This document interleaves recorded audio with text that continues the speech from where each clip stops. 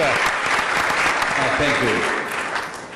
Well, let me tell you that first, it's a great pleasure to be with you today in this V20 meeting, and in particular in this Green Growth panel, a topic which is of great importance for the international agenda and of great importance for me.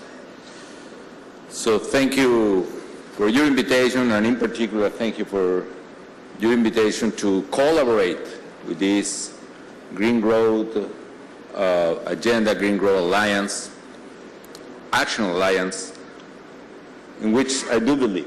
So if I can do anything in order to collaborate with you, it would be a pleasure.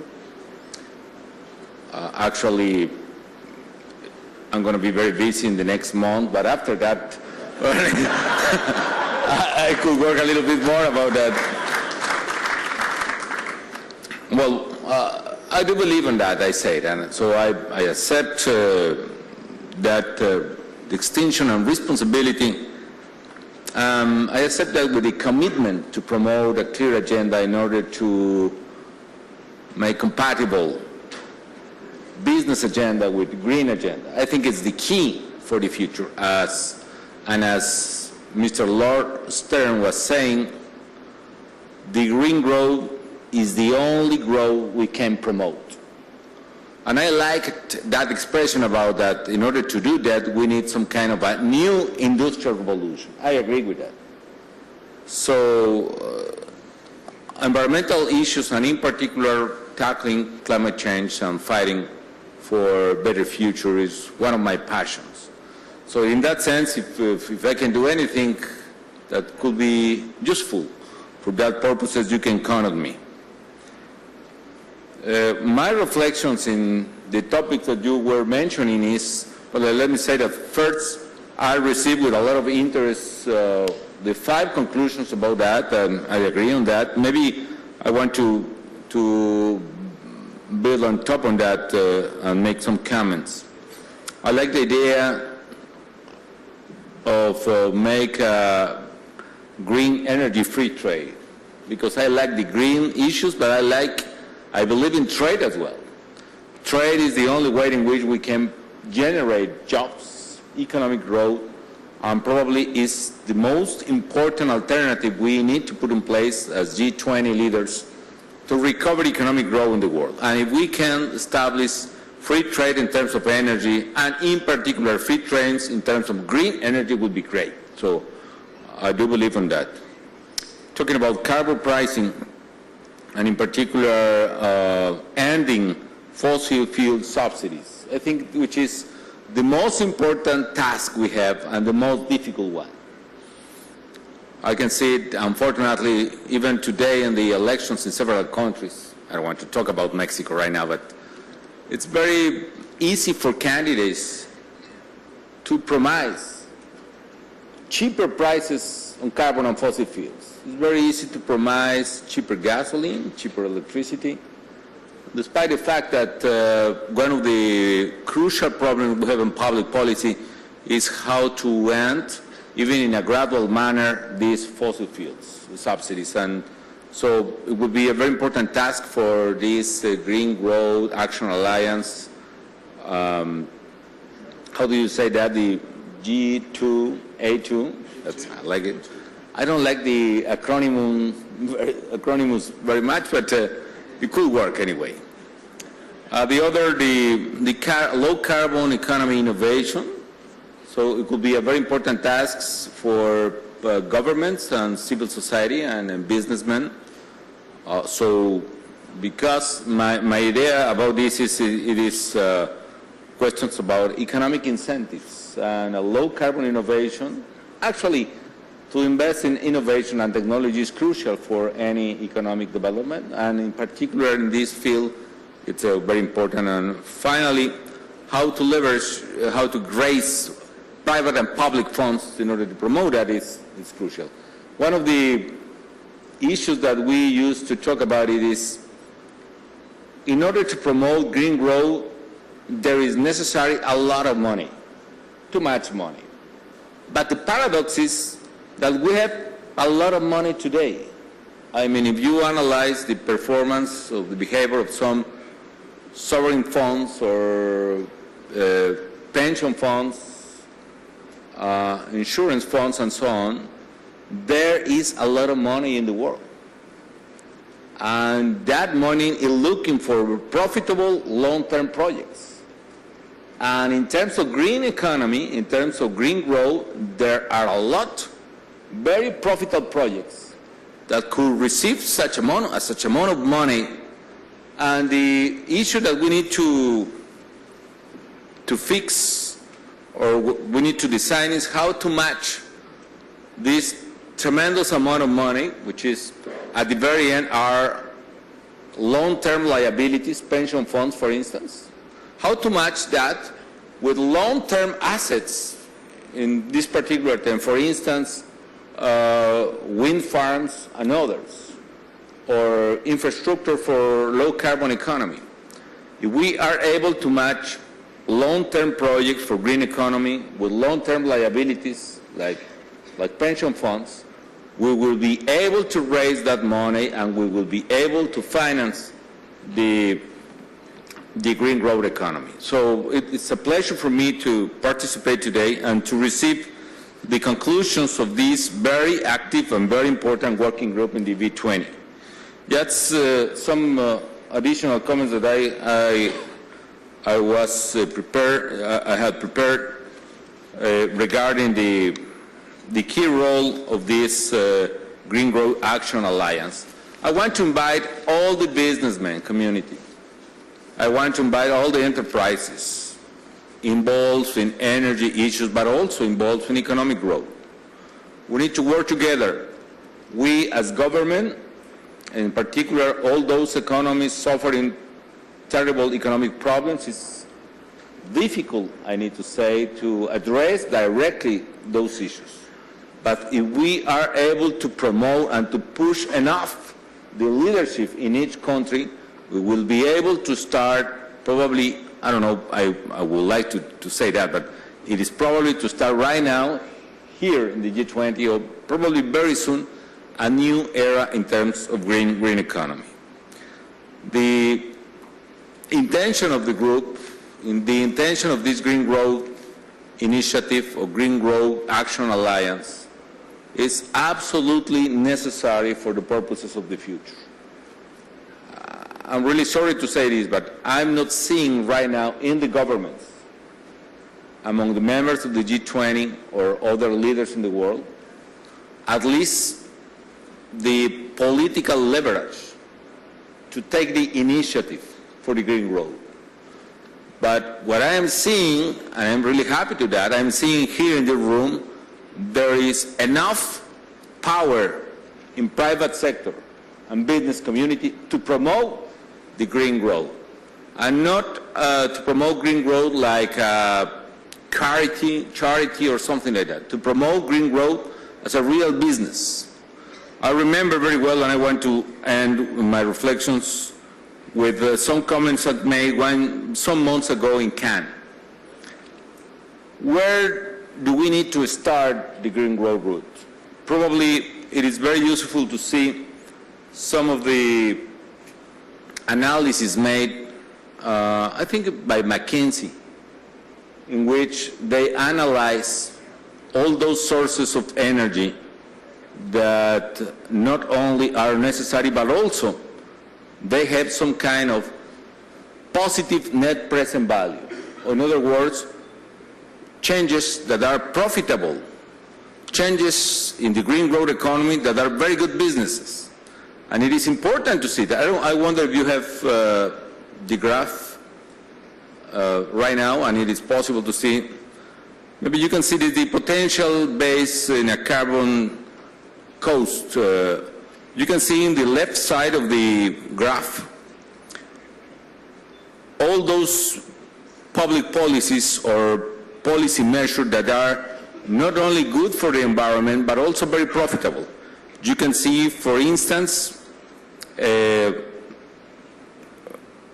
changing some lamps or using some changes in electronics in residential, or switching from the traditional lamps for light lamps for LEDs, for instance, in residences. you can see all those measures that could be not only good for the environment, but also very good business. What the graph is saying is all those policy measures below the horizontal line they have a positive net present value, which means they are very good business, very profitable. And on the other hand, in the right side of the graph, you can see some public policy measures that are not exactly profitable in economic terms, but they're very good for the society, and in any case are good in order to reduce carbon emission. And you can see carbon capture storage there, some public transportation system, some public policies related with forestation and so on. So my point is, if the question is, how can we start a new green growth economy, we need to start, in particular in this very difficult moment for the economic of the world, by the left side of this graph.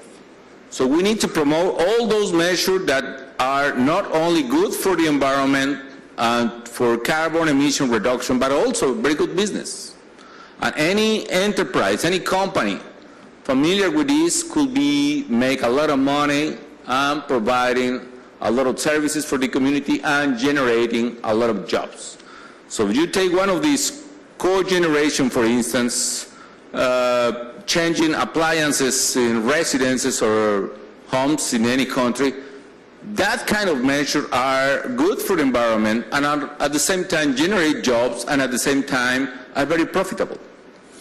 Let me use one example that we are doing in Mexico, an example I like to use very much, which is we started in the middle of the crisis when the economy went down in 2009 by almost 10% in the second quarter of 2009.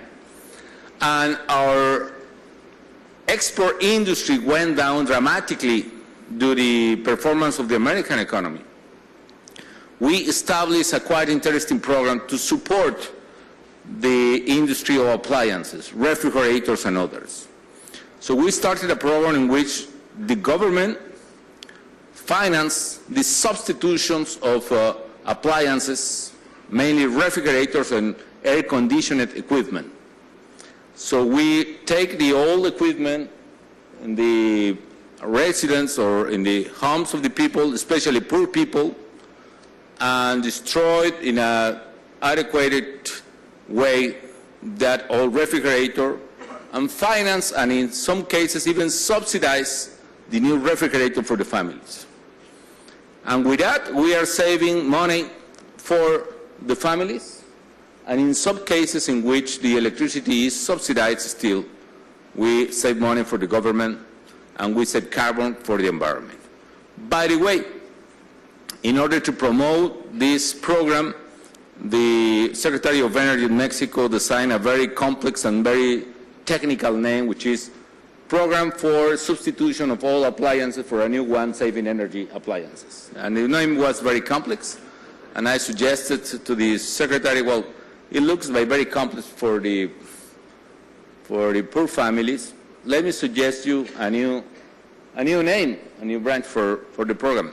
So only to say for you that in Mexico, the wives used to talk to their husband as mi viejo, my old one. No? So the name of the program was Change Your Old One for a New One. So, cambia tu viejo por uno nuevo. No? And it was a real success. No? A lot of women were a little bit disappointed when they realized what exactly the program was, but at the very end, we have changed like 2 million refrigerators in 3 years. And it's a very profitable program for the government, a very good program. We rescue the industry and generate a lot of jobs, or preserve a lot of jobs in that industry specifically.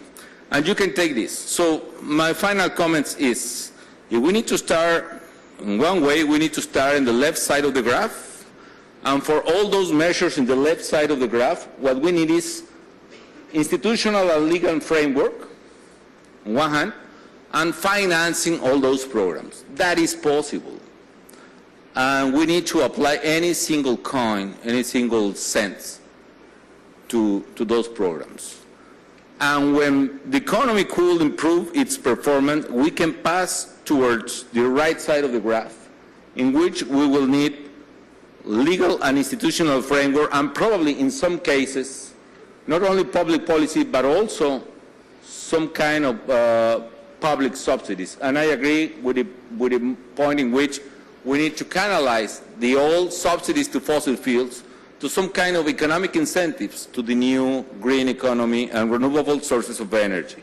That it could be the idea, and that could be more or less the idea that could be behind this Green Growth Action Alliance that you are suggesting. And it would be a pleasure to me to contribute and to work together with you in this very ambitious plan. And I hope that we could start from the side of the businessmen a new era for the green economy that all here in this planet needs urgently. And we are going to work as soon as possible on that. So thank you for that. Thank you.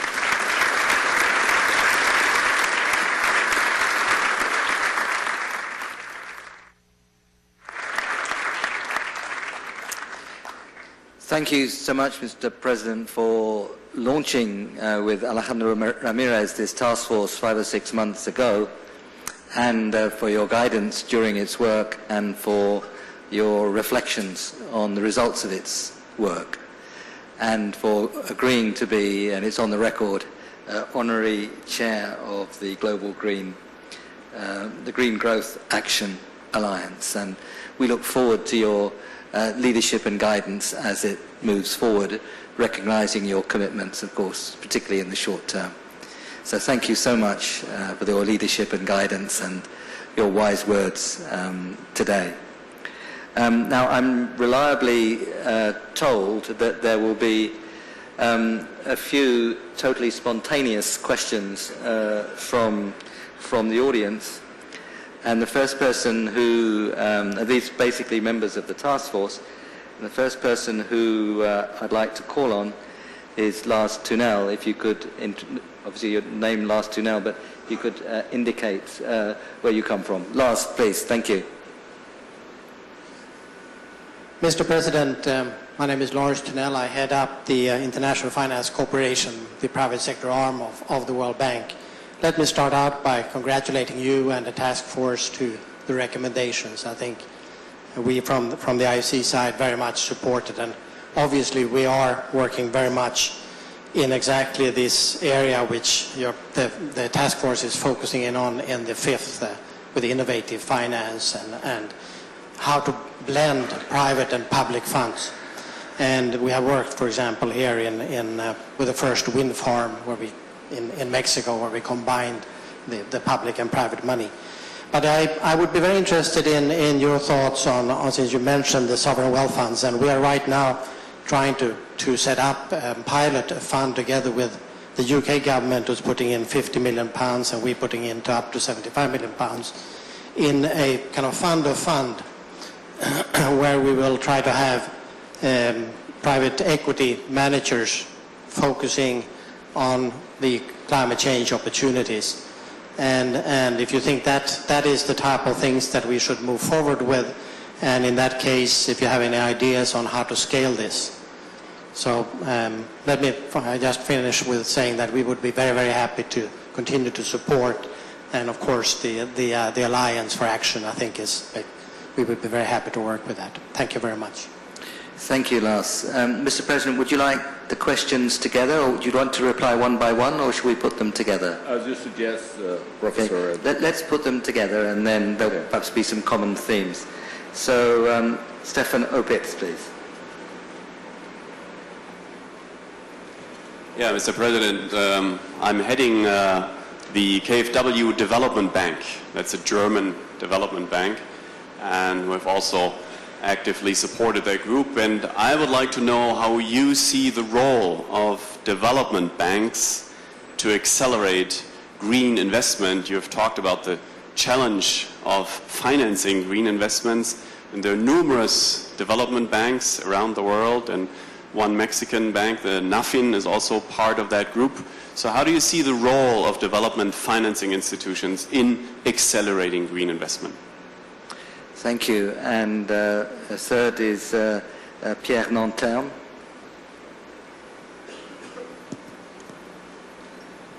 Thank you.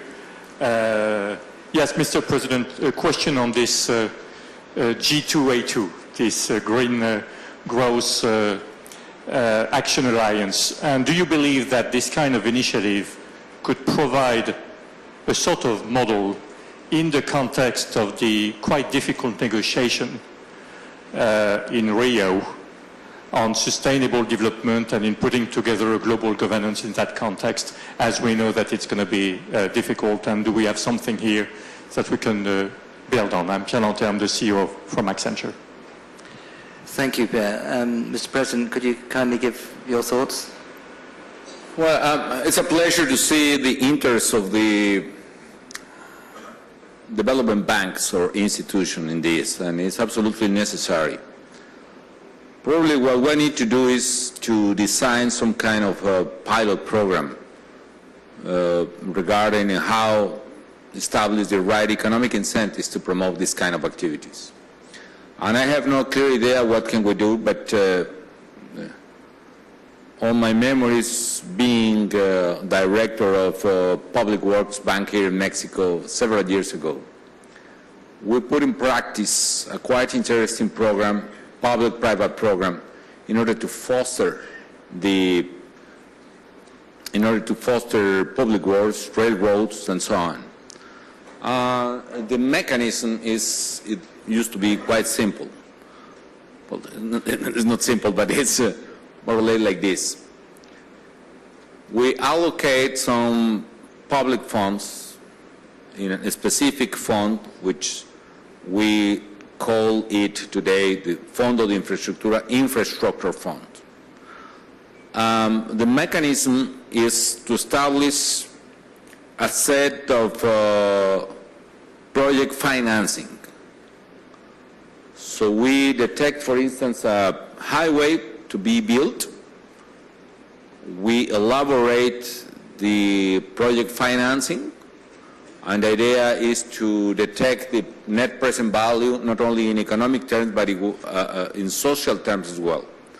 And once we detected quite important infrastructure project, we establish some kind of public bid in which we offer to finance, even subsidize, until like 40% of the total value of the project. To those companies interested on that, and we assign the project to that company who ask the less to the government. So we started to build some highways in which, for instance, we needed to pay almost 40% of the project, but it's such kind of bids or licitaciones in Spanish. We started to reduce the cost for the government. And today, for instance, we bid highways projects in which we don't need to pay any single cent, but also we are receiving money to the infrastructure funds. And that could be a very similar mechanism that we could put in place for Green Growth Alliance. For instance, wind farms that you were saying. We can establish trying to use funds coming from development banks or other institutions, or the Green Fund we established in the COP16 here in Cancun. Probably we can start to allocate, if we detect an important project regarding, I think, a wind farm or any other biomass in some cities or whatever. The idea is to detect isolated the project financing and to establish a set of public funds coming from national or international funds, and to bid to the companies interested on that. And probably we can start a set of project financing, green growth project financing. Now that could be a good start, and that will be very interesting. the participation of the World Bank, of the participation of any development bank in Germany or Mexico, United States or whatever. I think it could be a quite interesting idea to promote in Rio this week. I'm not very familiar with the negotiation there. There is, I'm afraid that could be some kind of what I want to see in Rio, more pragmatical initiatives like this. If we can start to take another kind of summits and environmental issues, different from general purposes, general principles, different from blaming each other about what the world is so bad like this.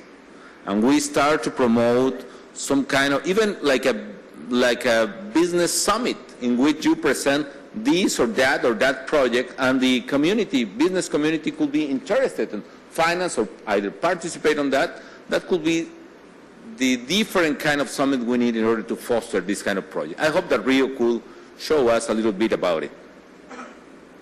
Thank you very much, Mr. President. The next outbreak of spontaneity is two further observations. And first I'd like to call on Peter Somsen from Siemens. Thank you very much, Mr. President. We're a member of the alliance you've just agreed to lead, and we're happy to follow you. We have a very simple point to make, but it's an important point, and that is that this is not a technology challenge. As we say in Germany, it's not a moonshot. A lot of things we can do. You very kindly visited our new headquarters in Mexico City and saw a building that uses 30% less energy than conventionally designed buildings, and that's just the start. At Siemens, we've been making electric drives, motors for 100 years. A lot of them are still in use. If you replace them with more efficient motors, you can take 70% of the energy use out. And this isn't a Siemens advertisement. There are lots of other companies that have got this technology.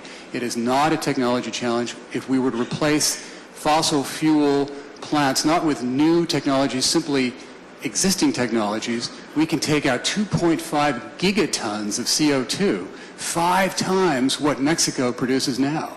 So this is not a moonshot. It just takes a little bit of financing and will. So thank you very much. Thank you very much, Peter. And if I could call on Bill Kruger from Nissan, please.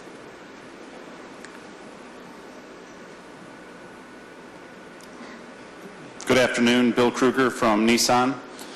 Hopefully you've had a chance to see technology in action with our zero-emission Nissan Leaf. And I think as a company, we have been, under our CEO's leadership, I believe, courageous to go out in front and invest billions of dollars in new technology.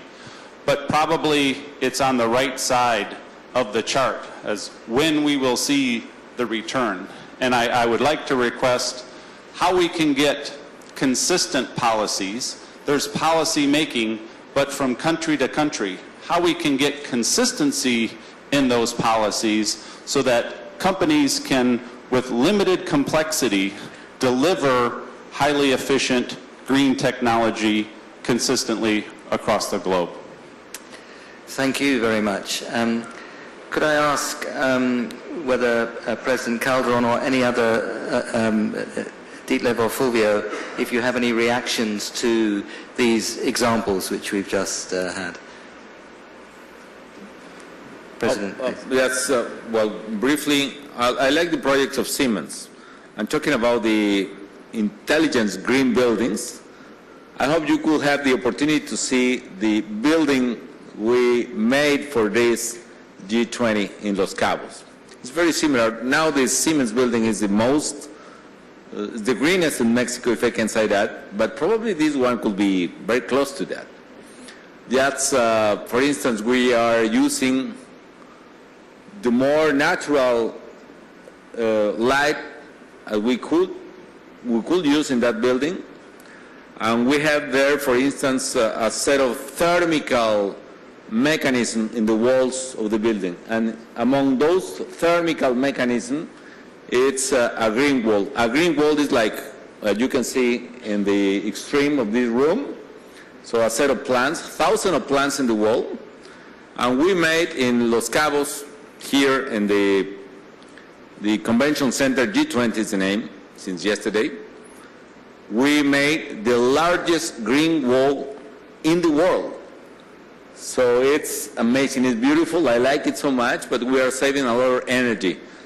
Despite the fact that we are in the desert, it is not necessary such amount of electricity for air-conditioned equipment and so on. So that is the idea. We can build innovative solutions, and on top of that, there are hundreds of solar cells in the convention center that, of course, are not those solar cells are not going to be enough to supply all the electricity that we are going to consume in one convention. However, if you consider the regular use of a convention center, like for instance 2 or 3 weeks per month, or a weekend per month, that solar cell system probably will be able to support at least 50% of the total electricity used by the convention center. So I'm very proud about that. And that is the kinds of the solution. And that convention center could generate, for instance, 2 million jobs, 2 million new visitors to Los Cabos in this side of the tourist industry, which is convention tourism. Well, that is one example. The other is, this is the kind of analysis we need to have. One is a company that could provide massive transportation system, which is the case of System.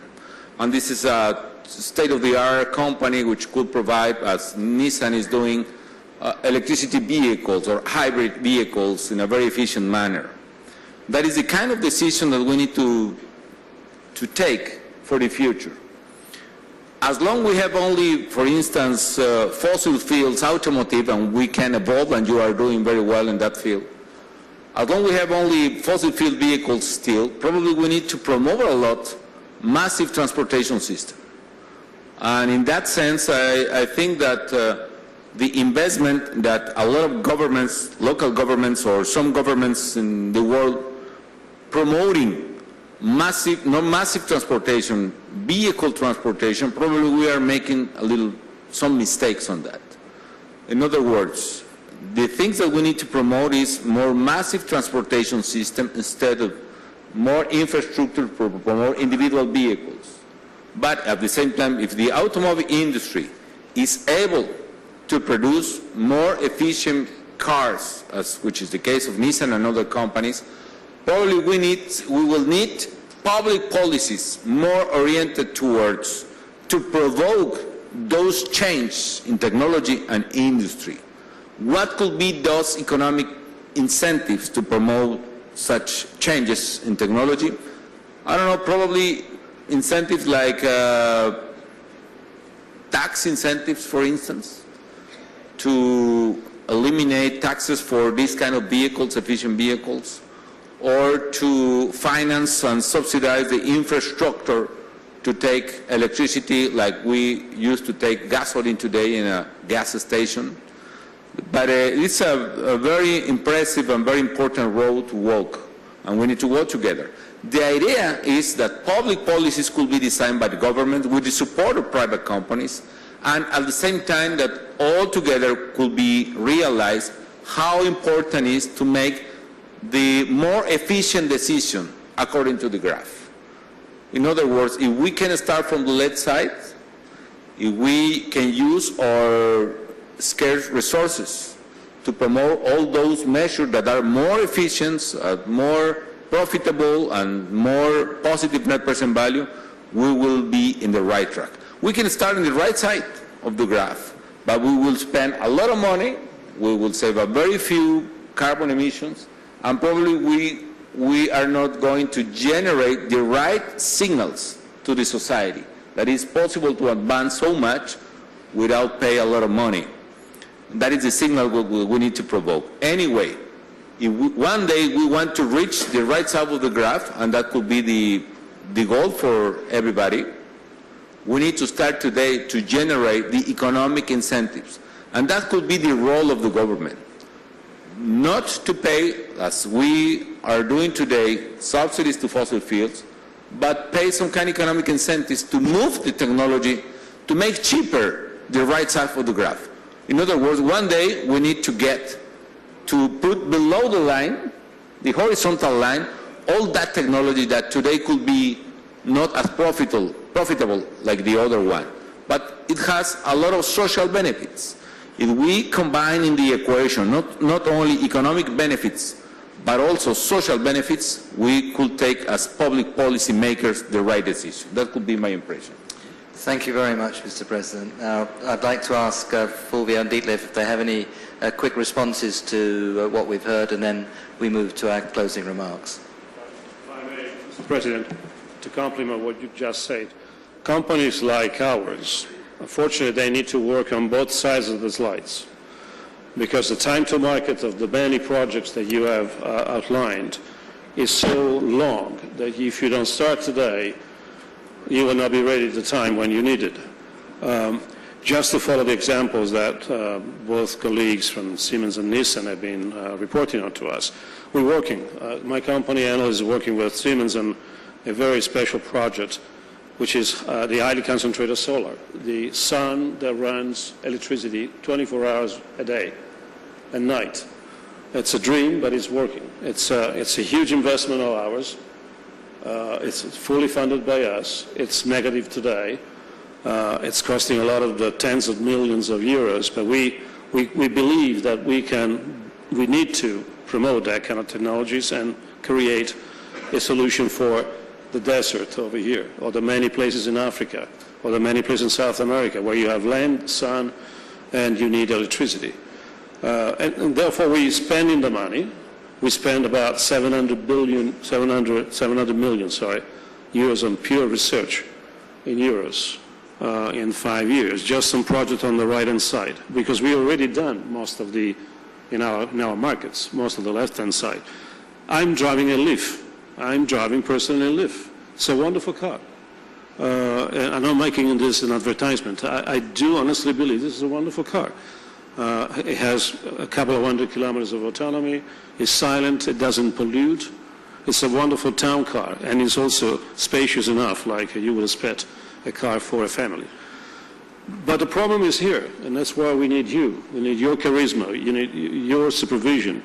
Think about it this way. For the electrical vehicle in Europe, there are 2 plugs. The industry is working on 2 different plugs.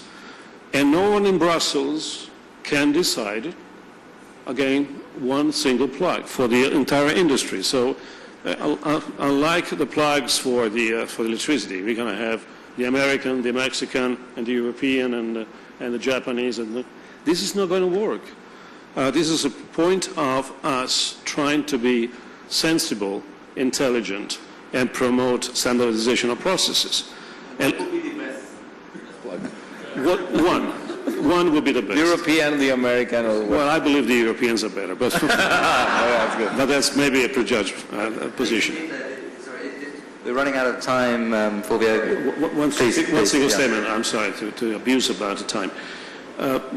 We are honored you are accepting the presidency of our alliance. But you've seen the many financial institutions, supranational financial institutions, which are part of this alliance. You know what we need? We need, again, your charisma, Mr. President, to convince all of your colleagues, prime minister, presidents, that they should give up on their individual projects and trying to collide and to merge all these projects, all of the different initiatives into a single one for the entire world. I mean, there is no point on going piecemeal. We need your support to convince all your colleagues to surrender and make it one single viable instrument. Thank you, Fulvio. Detlef, very briefly, and then we have to move to closing remarks. Yes, I'd just like to maybe convey a message that I hope the President will bring along for the upcoming discussions. And last week I was in London, and I spoke to some of the largest pension funds in the world about the future investments. Now, I come from the wind sector, and a few years ago, most of the question was running about the technology. But the most questions I got at that presentation was the regulatory risk. And therefore, I think a very important message to people who would like to grow their economies is that the regulatory uncertainty is the biggest barrier that we are faced with. And that is not, and I have also just to give you a reflection from our daily life, the way forward is not to keep on putting on more tariffs and barriers. That is absolutely the best way to make sure it does not happen. And I think that is a huge problem we are faced with, and the crisis is making these barriers more and more complicated, and that's really destroying the economy. It's not greening and growing it, it is doing just the opposite. So I really hope that we can have a competition for capital and investment, and that is by setting the right regulatory framework, because I fully agree what you say, then the possibilities are there. And then I hope that you will convey a good old Chinese saying to everybody: please do not look at the waves, but look at the current. Thank you very much, Dietler. Now, Mr. President, we've had a very thoughtful discussion under your leadership, and I hope that there's some very clear, indeed there are some very clear, strong messages for the leaders of the G20, and we have total faith in your ability to convey these messages very clearly. And I'd just like now to ask you if there are any closing thoughts that you'd like us to go away with. Thank you. Yes, thank you all of you to visit Mexico. I would like to express my gratitude for this honor that you are considering for me. And of course we will work together. And I will say clearly the message for the leader of G20, and I will work together with the business community of this Alliance for Green Growth, and I hope that we can bring clear outcomes in the future. I think that your initiative, your acknowledge of the issues, as you were mentioning, the learning of the governments for me is very important, what you were saying about the regulatory framework, the barriers that you are facing. Everything is very useful. So thank you for your confidence in Mexico. We will work together and we will make it. Thank you. Thank you.